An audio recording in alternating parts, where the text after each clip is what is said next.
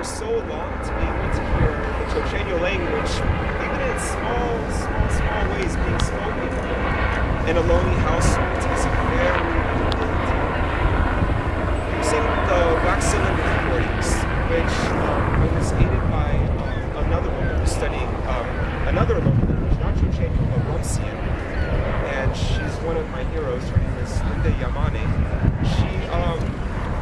I tried to obtain some knowledge on the Chochenyo language and reach certain roadblocks.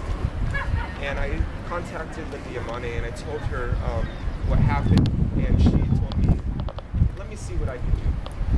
I get a package about a week later in the mail that has a dictionary of Chochenyo words. The old songs from the 1930s from Jose Guzman that were digitized and recorded that I could upload onto my iPod and listen to these on my daily commute and relearn. The John Peabody Harrington notes so I'm a person of the 21st century, I have an iPad. I go through a page or two of these notes before I go to sleep, and you learn things that in a lot of ways you don't learn from small dictionaries that give the knowledge that they want you to learn, like of animals or of foods. Like for an example, I learned the word palop, which is the word for idiot. You wouldn't learn these things in just a typical dictionary. But things like these are ways that you get a chance to peer into what the life might have been like before the Europeans arrived. One example of that is one of the ways to say goodbye. It's Utrasup Makin Mak Sugyama Aye Mak Achokwa. It's very long, but what the direct translation of that is take care of yourself, take care of your family and your friends. This gives us an insight to how people saw each other, and they saw each other's communities, how they wanted to take care of each other. If you're going to give a greeting that long, which was a pretty standard greeting, to say goodbye, I think it shows a lot of compassion and a lot of love towards one another. Using the John Peabody Harrington notes, they tell old stories that we're able to relearn. The wax cylinder recordings, we're able to hear love songs, we're able to hear religious songs. These songs that we haven't heard in 70 years at the very minimum are now being relearned again. And I know for me, what I've been trying to do is with each song is to relearn, so go through one by one, so that I have the song in my head. So these are all ways that we're starting to relearn. So Linda Yamane and I, we're hopefully going to be working a lot more in the future to show how the Rumsian language and the Chochenyo language are currently being revitalized independently. So it's a good time right now to be Oloni and also to relearn our languages. And people will ask me, why am I doing this? The main reason why is because I feel it's an obligation. It's a beautiful obligation, but it's an obligation indeed.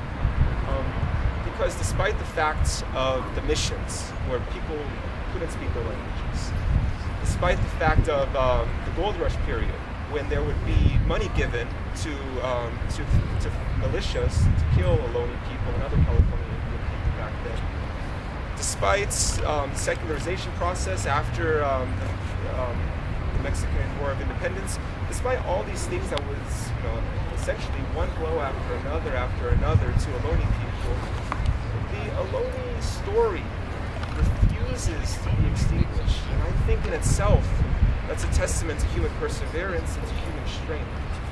The fact that we can speak and relearn a language that despite genocide, despite the missions, despite land being stolen, despite all of these things, we are able to relearn this.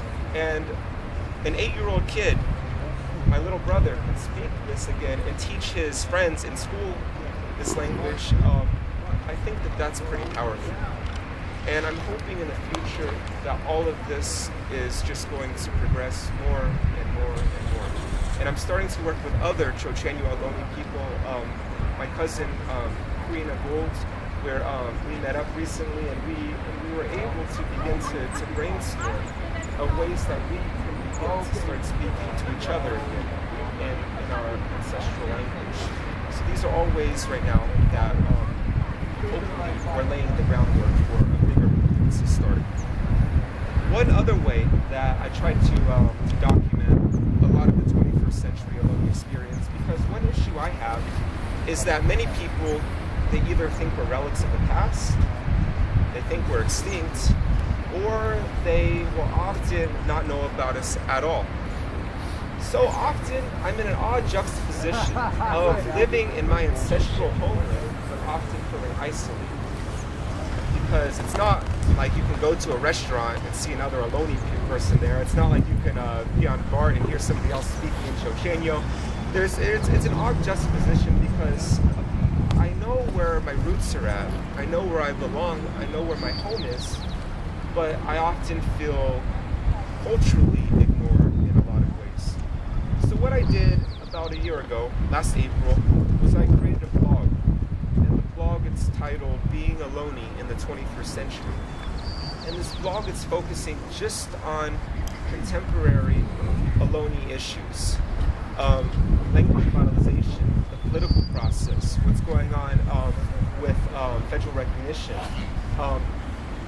often feeling isolated in one's homeland. All these things I've been attempting to chronicle.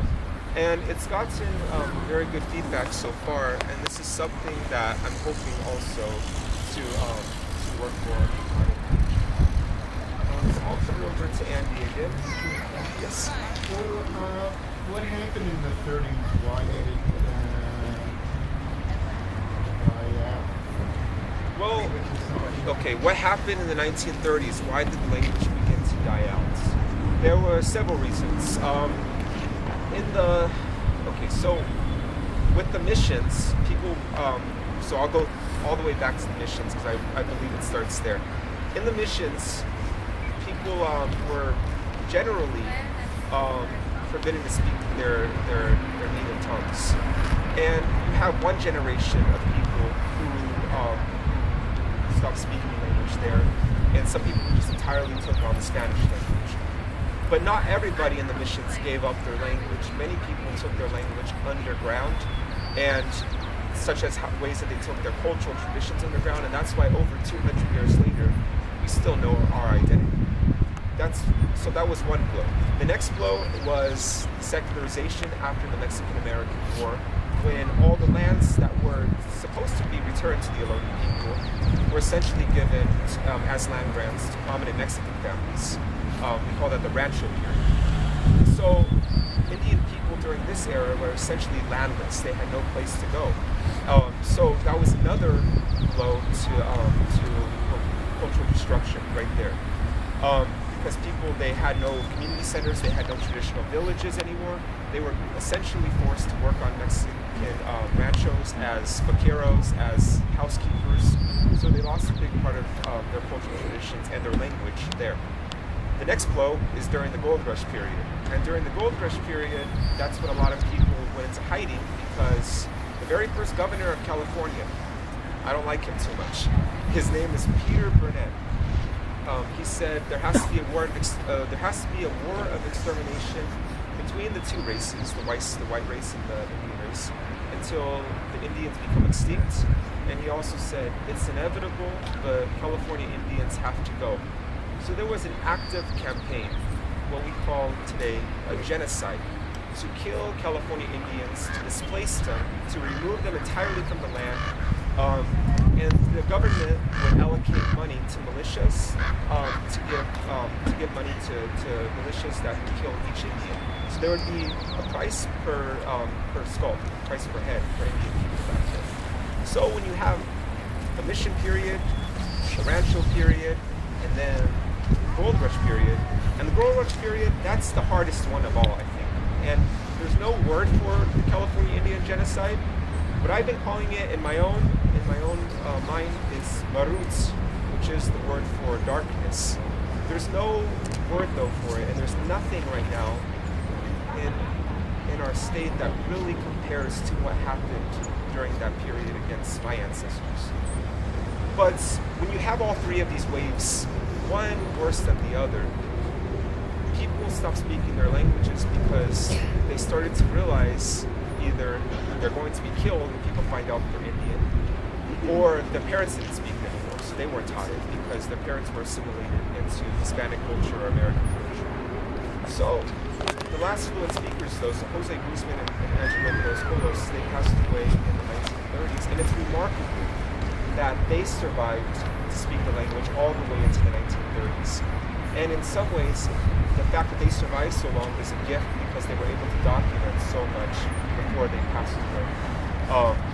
Because in the 1930s, it was a little bit safer, not much, but a little bit safer. They were in their late 60s, early 70s, I believe. So they were, yes, in an ancient Ohlone village that we call Aldi Salt. Not ancient, sorry, post-mission Ohlone village that we call Aldi Salt. One of the crucial reasons 1930s was not until 1924 that the California Indians, or the entire country, American Indians, become citizens. 1924 is when the American Indian is made a citizen of the United States. That's after the women are young. So it's okay to be a surviving Indian after 1924. So Vincent, would you share some of the words? Oh, yeah. Share with them some of the words. We need to get them interactive. Yeah, okay. They need to do something. Yeah, sure, okay. So you're going to run up and jog. And So just so you get an idea of how the language sounds, okay, I'll share just some common words with you. So one of them, so the common greeting that we have, it's Porsche Tuhi. So Porsche Tuhi. You kind of roll the R a little bit. So Porsche Tuhi.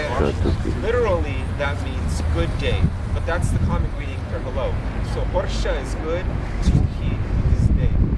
And what's going on with the language revitalization movement that's very cool right now, just a side note, is that there's a lot of words in our modern vocabulary in 21st century United States, Western vocabulary, that we didn't have before the Europeans arrived. One thing is weekdays. We didn't have Monday, Tuesday, Wednesday, Thursday, Friday, so on. But now we have to fill that void. So what's going on with the language revitalization movement is instead of making up entirely new words, we're making new words based on the old ones. So we have Tu'i Utkahin, Tuksi Amahin, Tuksi Katkawas, Tuksi Kapapan, Tuksi Misu. Monday, Tuesday, Wednesday, Thursday, Friday. Day 1, day 2, day 3, day 4, day 5. So we're able to create new words based on these old words. Another word is word for seconds, like on a watch, like seconds come before minutes. So instead of creating an entirely new word, use the word ika, which means dust.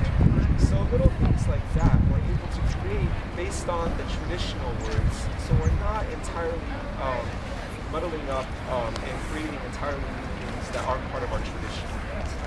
Another word, Who makes the decision on what the new word is like? Those ones are from the Muekma language. Those ones. There's a committee. There is, yes. Scholars, it's part of the tribal. So the tribal group I was born into when I was a child is part of they're called Muekma, which is comprising of a lot of East Bay Ohlone people. Not everybody, but a lot. There's about 400 people that's part of it, and they had a pretty strong language committee. But I've been working a little bit outside of that because I have some more independence in some ways. But